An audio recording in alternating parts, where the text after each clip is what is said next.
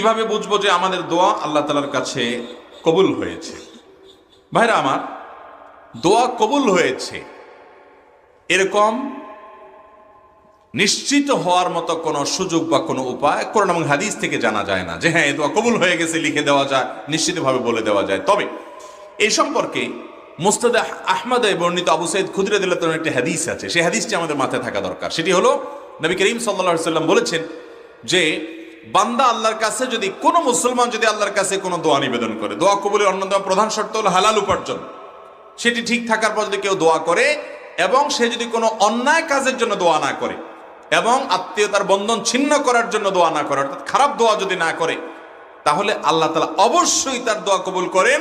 সেটার তিনটা প্রক্রিয়া আছে। এক, সে যা চাইছে আল্লাহ তাআলা সেটাই দিয়ে দিয়েছেন, হয়তো একটু আগে বা পরে। দুই, আল্লাহ তাআলা সে যা চাইছে সেটা দেন নাই, কিন্তু আল্লাহ রাব্বুল আলামিন এর